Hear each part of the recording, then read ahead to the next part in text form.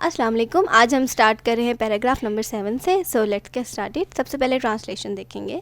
Government can't observe thousand impossible. हुकूमत हज़ारों लोगों को नौकरी नहीं दे सकती, ये नामुमकिन है, इम्पॉसिबल।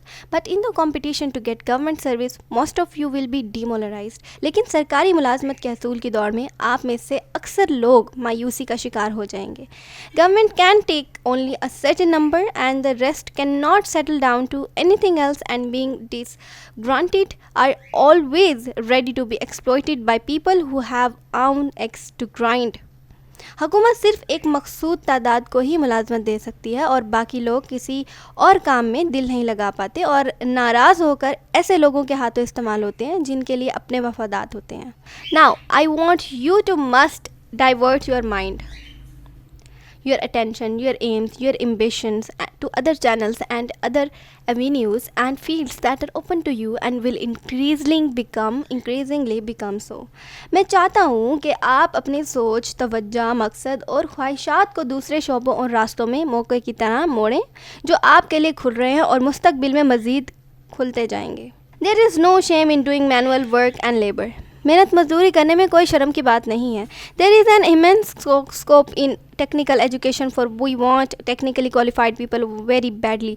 तकनीकी तालीम में बेपनाह मौक़े मौजूद हैं क्योंकि हमें तकनीकी तौर पे माहिर अफराद की सख्त ज़रूरत है।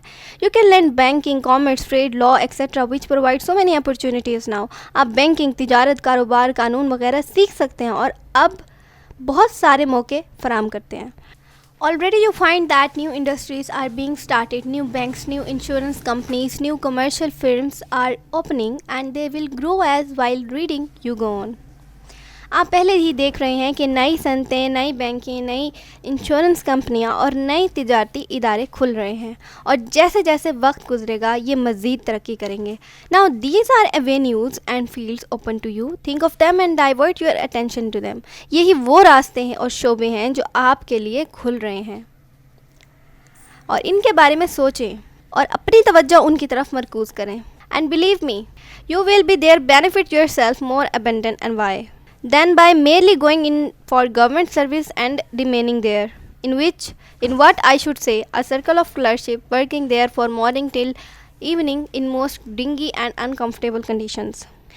लेकिन यकीन करें इनमें से आपको सरकारी नौकरी से कहीं ज़्यादा फ़ायदा होगा। वहाँ सुबह से शाम तक आप तंग, तारीक और तकलीफ हालात में क्लर्क के इदारे में फंसे रहने से कहीं ज़्यादा बेहतर होगा। You will be far more happy and more prosperous with far more opportunities to rise if you take to commerce and industry and will thus be helping not only yourself but also your state। I can give you one instance। I know a young man who was in government service 4 years ago। He went into a banking corporation on 200 rupees because he had studied the subject of banking and today he is manager on one of the firms and drawing 100 rupees a month in just 4 years। आप तिजारत और सनत को अपनाएं तो वो आप ना सिर्फ ज़्यादा खुश होंगे बल्कि ज़्यादा कामयाब और तरक्की के मज़ीद मौक़े हासिल करेंगे और यूँ ना सिर्फ आप अपने बल्कि अपनी रियासत के लिए भी फ़ायदेमंद होंगे। I can give you one instance. मैं आपको एक मिसाल दे सकता हूँ। मैं एक नौजवान को जानता हूँ जो सरकारी मुलाजमत में था। 4 साल पहले वो 200 रुपये की तनख्वाह पर एक बैंक में गया क्योंकि उसने बैंक का मजमून पढ़ा हुआ था और आज वो उसकी शाख में मैनेजर है और सिर्फ 4 साल में 1500 रुपये माहाना कमा रहा है।